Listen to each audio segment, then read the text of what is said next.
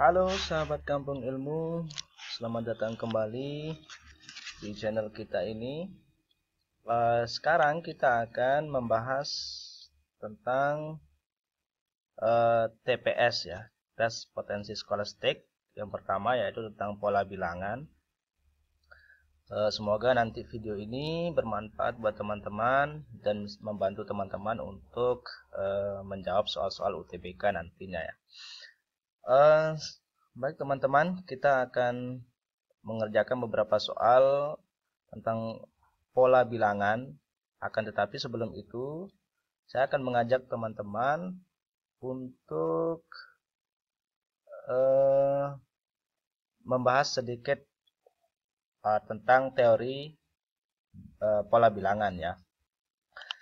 Ada di sini saya sudah buatkan list ya beberapa contoh soal, bukan contoh soal, contoh pola bilangan yang teman-teman harus pahami di sini ya. Di sini ada 2, 4, 6 contoh pola bilangan. Yang pertama itu ada pola bilangan kuadrat. Pola bilangan kuadrat ini maksudnya adalah kita sudah tahu bahwa yang bilangan pertama ini disebut dengan suku pertama, suku kedua, suku ketiga, keempat, dan kelima. Nah, coba kita lihat bilangannya 1, 4, 9, 16, 25. Kalau kita lihat sepintas, ini bilangannya unik. Kenapa disebut unik? Saat suku pertama itu merupakan 1 dikuadratkan ya, sehingga hasilnya 1.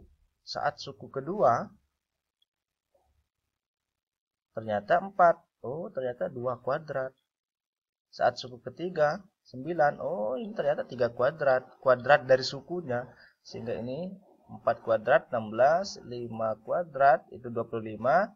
Tentu nanti di sini 6 kuadrat yaitu 36. Nah, coba kita lihat pola bilangan berikutnya yaitu bilangan pangkat 3. Kita punya 1, 8, 27, 64. Ini juga saat suku pertama ini, oh ternyata pangkat 3-nya. Ini juga begitu. 2 pangkat 3, 8, 3 pangkat 3, 27. Oh ini 4 pangkat 3-nya, 64, 5 pangkat 3-nya, 125, dan seterusnya. Kemudian ada bilangan prima. Bilangan prima kita juga sudah tahu nih. Bilangan prima nih yang lazim kita dengar di sejak kita SD malah ya, bilangan prima. Ada 2, 3, 5, 7, 11. Tentu nanti di sini adalah 13. Kalau bilangan ganjil juga nih sangat lazim ya kita dengar. 1, 3, 5, 7, 9, 11. Bilangan ganjil setelah angka 11 ya 13 dan seterusnya. Bilangan genap. Apalagi bilangan genap ya. Lazim semua ini. 2 ke 4, 4 ke 6, 6, 8, 10. Habis 10, 12, habis 12 nanti ada 14 dan seterusnya. Nah, ini bilangan genap. Dan yang terakhir adalah bilangan Fibonacci. Bilangan Fibonacci ini tergantung dua suku pertamanya ya. Kita punya 1, 3 ya. Kita punya 1, 3, maka suku berikutnya itu merupakan penjumlahan 2 suku sebelumnya. Suku berikutnya itu merupakan penjumlahan 2 suku sebelumnya, sehingga ini kita dapat 4. Untuk di sini suku keempat itu penjumlahan antara suku kedua dan suku ketiga. Itu 3 tambah 4, 7. Kemudian suku kelima itu suku keempat, suku ketiga ketambah suku keempat. Suku ketiganya 4 tambah 7, 11. Ini 7 tambah 11, 18. 18 tambah 11, 29. Maka di sini 18 tambah 29 berapa? Ya, 47. Oke, dan seterusnya. Nah, ini teman-teman beberapa pola bilangan yang lazim kita dengar, dan ini harus teman-teman ingat, pahami pola-polanya. Barangkali ini muncul nanti di soal-soal UTBK-nya. Kita lanjut ke, oh iya, ada beberapa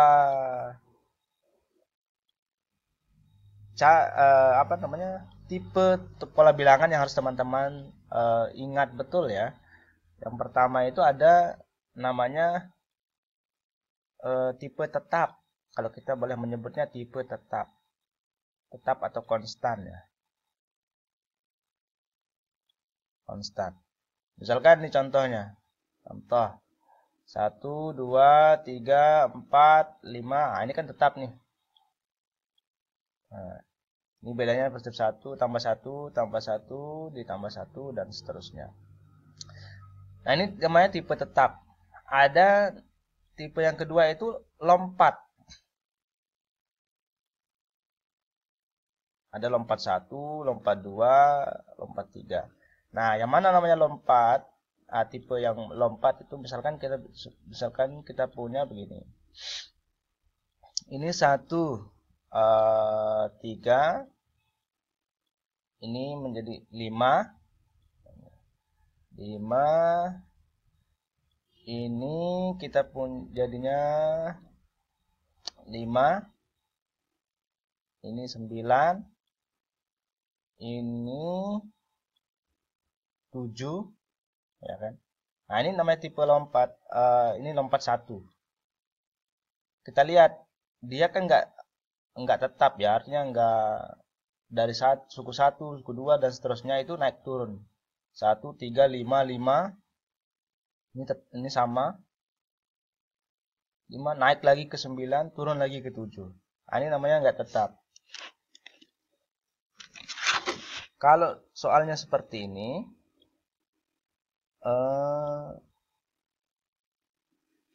cara menyelesaikannya kita lihat apakah ini akan lompat 1 atau lompat 2 atau lompat 3. Kita cek dulu lompat 1. 1 ke 5, 5 ke 9.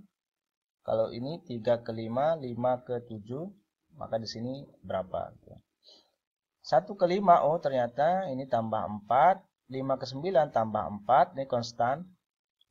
Maka 9 ke ini juga akan tambah 4, sehingga nanti hasilnya adalah 13.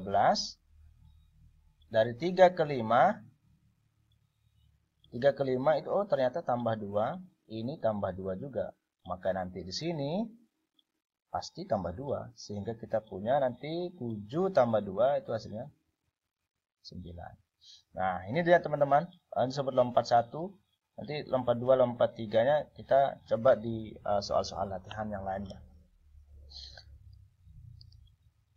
Atau mau deh kita kasih tahu. Kalau lompat 2 itu nanti artinya 1 langsung ke suku pertama, langsung ke suku keempat gitu.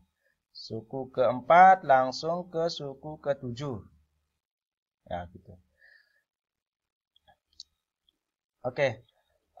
Triknya untuk menjawab pola bilangan ini, yang pertama lihat pola umum. Pola umum, yang kedua jika tidak berhasil maka nanti lihat teman-teman pola detailnya atau pola khusus dari pola bilangan itu. Yaitu yang kayak tadi ya. Kayak ini pola umumnya, oh ini terlihat 1, 2, 3, 4. Ini langsung kita lihat nih. Pola umumnya langsung plus 1, plus 1, plus 1. Kalau yang ini tadi kita lihat pola umumnya, wah ini nggak beraturan. Oh maka kita lihat pola khususnya, oh ternyata ini disebut dengan lompat 1. Kita langsung aja ke contoh soal ya biar lebih paham. Yang pertama, kita punya pola bilangan begini, 1, 4, 9, titik, 25, 36, titik. Ada yang tahu? Ya, betul. Ini merupakan pola bilangan kuadrat. Nah, masih ingat yang tadi ya. Pola bilangan kuadrat. Karena ini saat suku pertama, suku kedua, suku ketiga, 4, 5, 6, dan suku ke-7. Kita lihat saat suku pertama, oh 1, saat suku kedua, 4. Oh ini kuadratnya saja. 3 kuadrat 9, 4 kuadrat 16. Oke. Ini kuadrat ya tadi, sorry. Maka 7 kuadrat 49. Oke, gampang. Kita lihat nomor 2. Kita punya 2, 4, 4, 8, 6, 16, titik. Nah, ini kan polanya, pola umumnya gimana? Nggak beraturan kan? Nah, kalau nggak beraturan, maka kita lihat, jangan-jangan ini lompat 1. Kita harus curiga nih.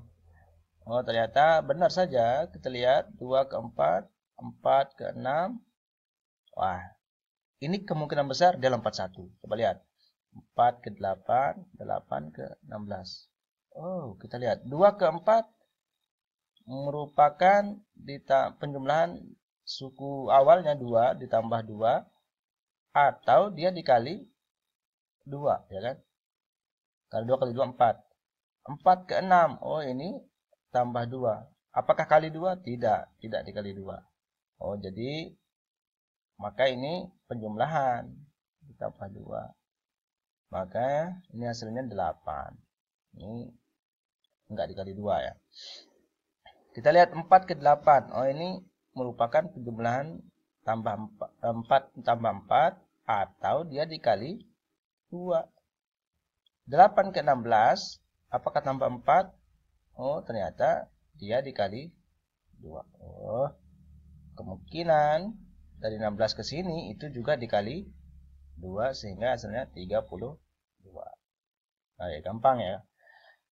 Kita lihat soal yang terakhir.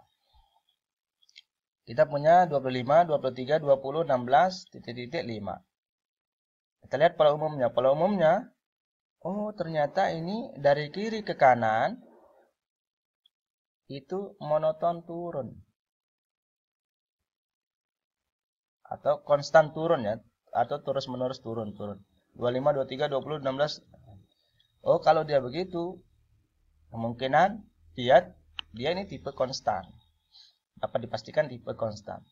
Coba dari 25 ke 23, dia turunnya berapa? Turunnya 2. 23 ke 20 turunnya 3.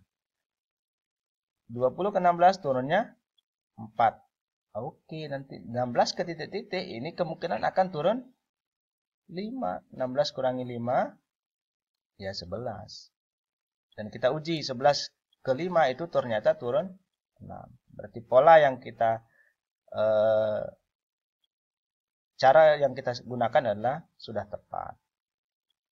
Nah, ini teman-teman materi kita kali ini untuk meningkatkan pengetahuan teman-teman. Coba nanti teman-teman kerjakan 2 soal latihan ini.